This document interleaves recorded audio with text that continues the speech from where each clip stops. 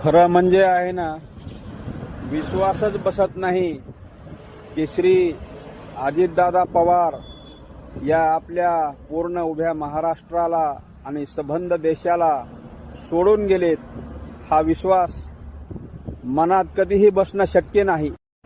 अजितदादा पवार म्हणजे निर्भीड व्यक्तिमत्व. अजितदादा पवार म्हणजे स्पष्ट वक्ते. श्री अजितदादा पवार म्हणजे सबंध महाराष्ट्रातल्या नव्या पिढीचे प्रेरणास्थान.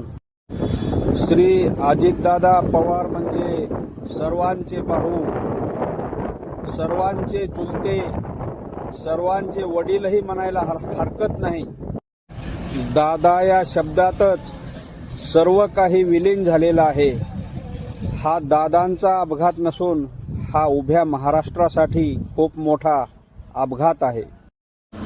उभ्या महाराष्ट्राचं विकास रत्न आपण हरवून बसलोय. महाराष्ट्रातला खूप मोठा हिरा आपण गमावून बसलोय. महाराष्ट्रातल्या सर्व लाडक्या बहिणींचे भाऊ आज आपल्यातून निघून गेले, आपल्याला सोडून गेले. महाराष्ट्रासाठी अखंड लढणारे नेते आज आपल्यातून निघून गेले.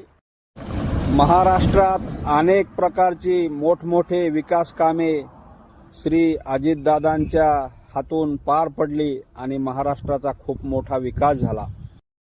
इथून पुढचा बराचसा काही अजून खूप मोठा विकास श्री अजितदादांच्या हातून महाराष्ट्राला, महाराष्ट्राच्या जनतेला खूप अपेक्षित होता.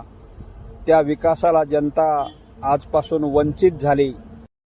महाराष्ट्रातल्या दादा माणसाला, महाराष्ट्रातल्या बाप माणसाला आपण सारे गमावून बसलोय. इथून पुढे पहाटे उठून महाराष्ट्रासाठी लढत राहणारा नेता आपल्याला पाहण्यासाठी फार दुर्मिळ आहे असं वाटतंय.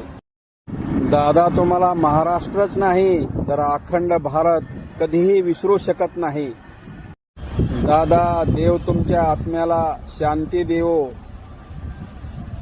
आदरांजली आणि भावपूर्ण श्रद्धांजली. जय महाराष्ट्र.